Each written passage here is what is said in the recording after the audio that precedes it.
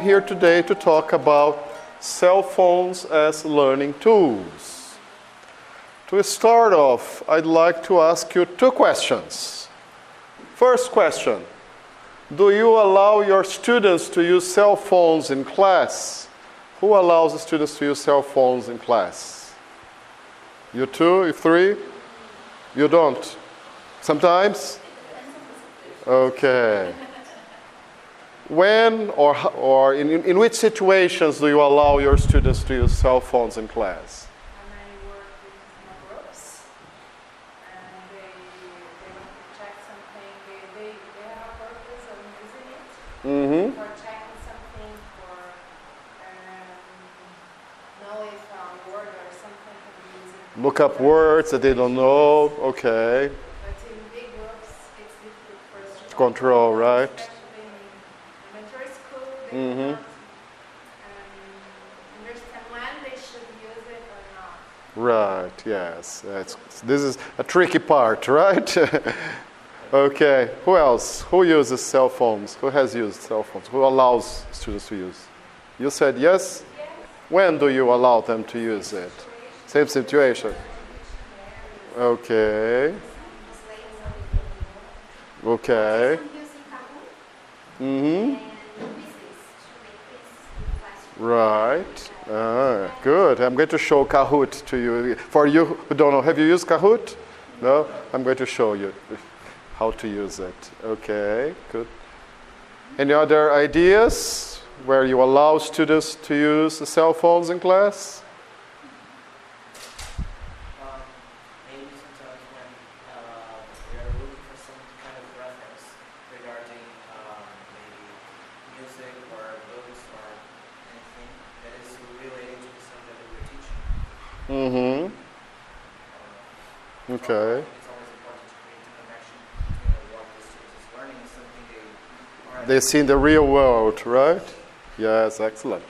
Okay. Yeah, I'm using cell phones here, but in England they use mobile phones, right? Okay, they don't use cell phones in England. They use mobile phones. But in the United States they say mobile apps. And they don't say mobile apps, right? So it's interesting, this difference between the two countries, right? The second question is, do you encourage your students to use cell phones to study English at home? Who encourages students to use cell phones at home? Oh, most of you do. Tell me, when do you encourage your students? In which situations? What do you tell them to do? Well, I normally try to find ways to think of how they can think about English. They can think about whatever it is they're learning outside the classroom. Okay. And as the cell phone is part of their daily activities, I try to give suggestions, apps they could use that. Any apps in particular? I have recently downloaded Merriam-Webster. Okay, it's a dictionary, online dictionary. There's some TED Talk, which allows you to watch videos and listen to podcasts. Okay, TED Talks. The TED Talk. This is more advanced, right? Yeah, not so much for beginners, right? For more advanced students, it's very interesting. Yes. Okay. Very good pronunciation when they're talking. Yeah, very clear, right? Interesting topics, right? Yes. Do you allow your students to use cell phones at home? Encourage them to use them?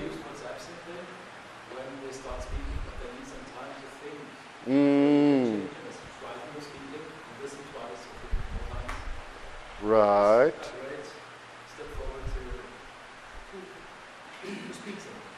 Okay. What is the name? VOA. I've never heard of this one. It's good. Yeah.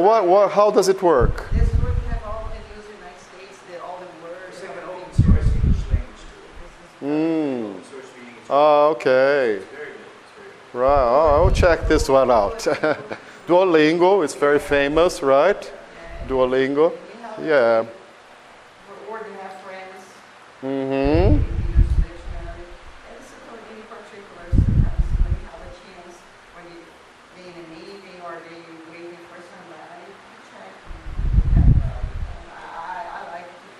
Okay. Do you encourage them to use it when you assign homework to help them with the homework? Because Duolingo is extra stuff, right? For homework, yes. But for homework, do you assign something like yes? Yes. I told you that. Please see this news and then I talk about next class about this article. Right, okay. Vocabulary about that. Watch videos perhaps? No? Short videos because they don't have, usually they don't have much time to Mm-hmm. work on long videos. Yeah, but I mean short videos, yes. Yes, for example, when I work on a subject during the week, I suggest them, I send them, I look for the videos in class, so I send them some links, and after that, after we have finished that subject, I ask them to write something or we talk about what they have listened to or what they have watched. Excellent. Okay, great. Okay, so as you can see, there are many uses of the cell phone, right?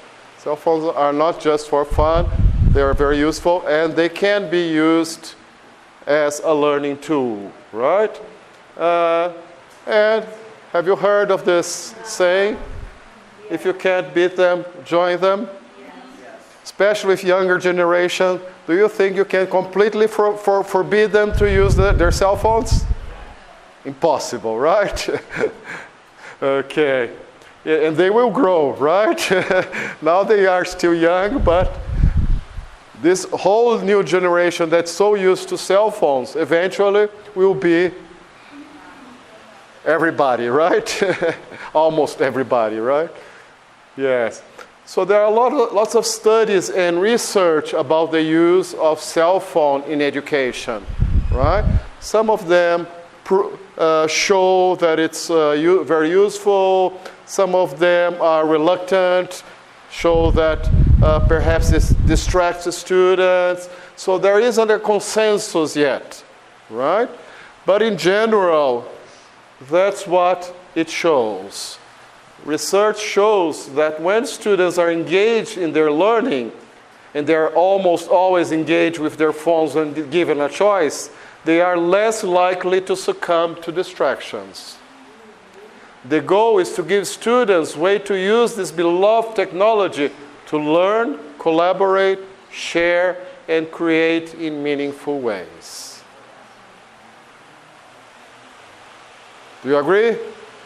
Okay, yes. So, and in the United States it's becoming more and more accepted. In England, it's still many schools do not allow students to use cell phones in the classroom. But in the United States, they've made this research here, and 73% of the teachers there allowed students to use cell phones in class. Okay? So I think it's something that will gradually become more and more accepted, right? Some schools in São Paulo don't allow students to use cell phones in class or even in the school itself, right? Some are very strict. Other schools are more resilient, right? Other schools allow students to use, for example, during the break, but not in the classroom. So there are all these different kinds of policies, right? In terms of language schools, I've heard of language schools that I've seen language schools which have a sign, no cell phones. Or turn off your cell phones and things like that, okay? So it varies a lot. But the big question is, how can you use cell phones for learning? Well, I'll give you some ideas, some of the things you can do, right? There are many other things that you can do or you can use with cell phones. These are just a few ideas. For example, create videos. Many materials have projects, right? Ready projects, many books. Many course books have projects. And in some of these projects, they encourage students to create a video. right? And the cell phone is a wonderful tool to create these short videos, not long videos, short videos, right? Cambridge has some titles like Think and Guess What that have projects where they encourage students to use the cell phones to create videos, okay? Or if you are willing, very creative, if you don't have that in your materials, you can think of different ways that you can encourage your students to create videos in a project, for example. Okay. Another use. You can use online dictionary, right? There are some online apps, right? Some dictionary apps, but the Cambridge Dictionary app is not available yet. So students have to use it online. And it's wonderful. It's dictionary.cambridge.org, or if you go to Google, if you Google it, it's Cambridge Dictionary. It's the first one, right? And I'll show you later in the cell phone how it works, okay?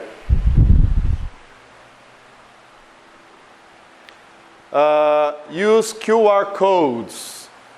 Have you ever used QR codes? Do you know what QR code is? Yes. I'll show you how you can use QR codes in a minute. Hold on a second, right? Okay. You can use it for questions, answer keys, videos, etc. You name it. Create quizzes with Quizlet. Somebody mentioned Quizlet. I'll show you Quizlet as well. It's a free app. Okay? Everything here is free, right? Nothing is paid. Okay? Listen to podcasts. If you go to teachingenglish.org.uk, it's the BBC. If you Google it, BBC podcasts ELT, you'll find it.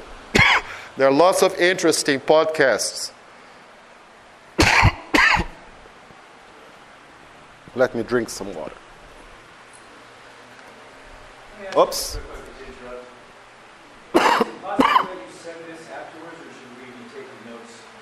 No, I can't. We usually make it available on the Cambridge website. The Cambridge website, in the Cambridge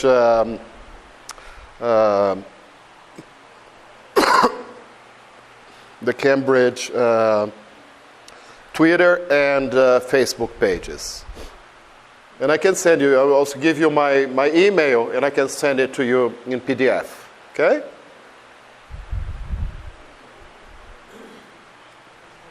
Or if you want to take a picture of this slide also, some people prefer to do that, right? Instead of taking notes, right? So listen to podcasts. Use Kahoot, right? I will show you Kahoot later on. And use apps in general. I'll give you some examples of apps you can use. Okay? You want to take a picture?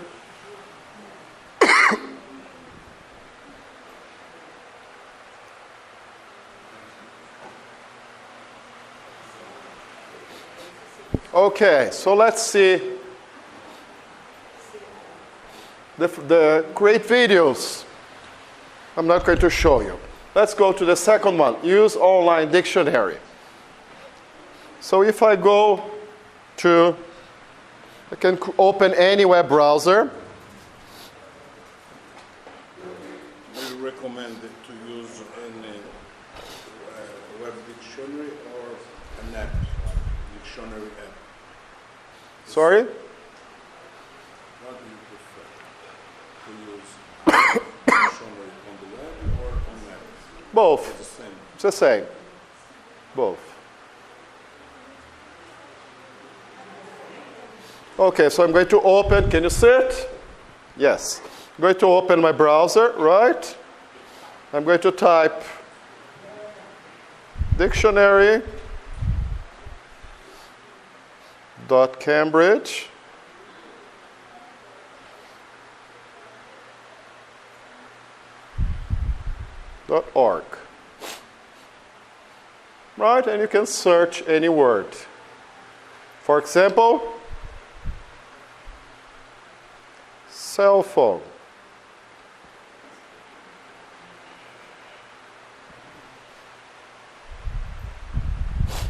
Okay, and you also have the pronunciation in American English and British English. Cell phone. Oh, it's slow. How do you put the cell phone on the... I use a mirroring program called Visor. Visor, V-Y-S-O-R. S-O-R. Okay? Or British. Cell phone. Very low, the sound, right? But you got the idea, right? So I think dictionaries are very useful, right? I use Visor because Visor uses the cable. There are apps that you can use to mirror the cell phone that uses the Wi-Fi, but then there is a lag between what you do and what students see, right? So I prefer to use the cable because it's faster, it's more instantaneous, okay? Good.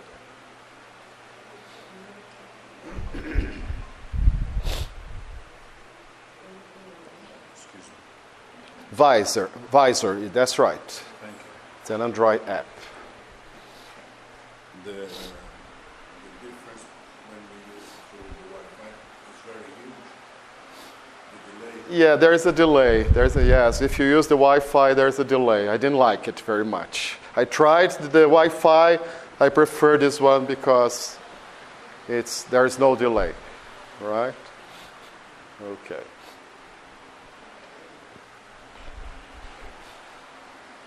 So, online dictionary, QR codes. Let's see how you can use QR codes. I'll give you an example.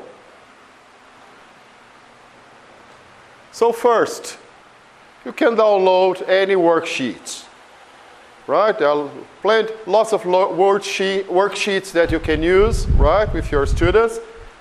If you go to, for example, Interchange web page, right, the Cambridge website, there are about 800 worksheets you can use. Okay? All sorts of worksheets. Grammar, vocabulary, you name it. All right? So after you download the worksheet, you can download also the key, right, the worksheet, and you can put the key online. You can use I use Google Docs, but you can also use Word online, right? So this creates an address, okay? When you put it, the key online, it creates an address. The address for this, I'll show you the address. And then you create a QR code with the address. There are many programs that create there. If you put a QR code generator, I think this site is very easy, very simple to do. You just copy and paste the address, the web address, right, the URL, and it creates the QR code, right? And then you can put this code into the students. You can copy and paste the code into the student's worksheet. Right? Or you can, if you have a projector, you can project the QR code to the class. So you can, if you print it, you put it in the worksheet. If you project it, you can project it here. And you can ask students, oh, there's an E there. Sorry, I made a mistake here. You can ask students to scan the code after they finish the activity to check their answers. They check their answers. After they finish, they go to the QR code. Let's see how this works. Okay. So here's the Cambridge website, right? lots of worksheets here. See? About 700, more than, there are about 800 worksheets there. Okay? So I downloaded a worksheet and then I downloaded the key separately. Oh, sorry, not here. No. What did I do? I think I got the wrong the wrong presentation. No problem. Okay. Yeah, this was the finished presentation. Yeah, I have the finished one here in my computer because I used the Disal's computer. Okay. No, sorry?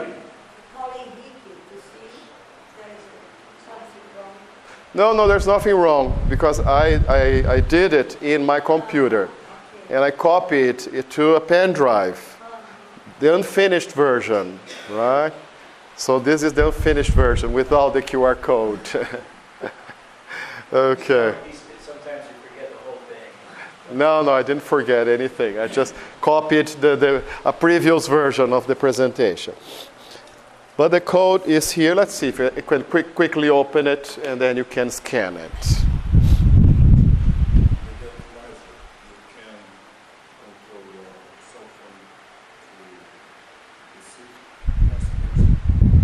Sorry? You can control the cell phone using the computer? No. It's just mirror it. Just mirror it. And you can just show what you are doing on the cell phone. You cannot control it.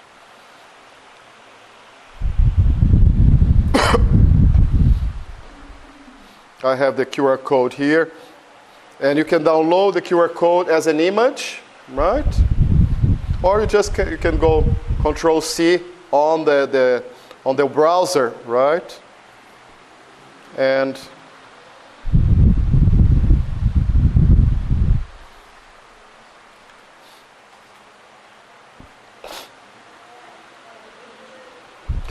who has, most people have a QR code scanner or a QR code app. Do you have a QR code app? Let's see if you can.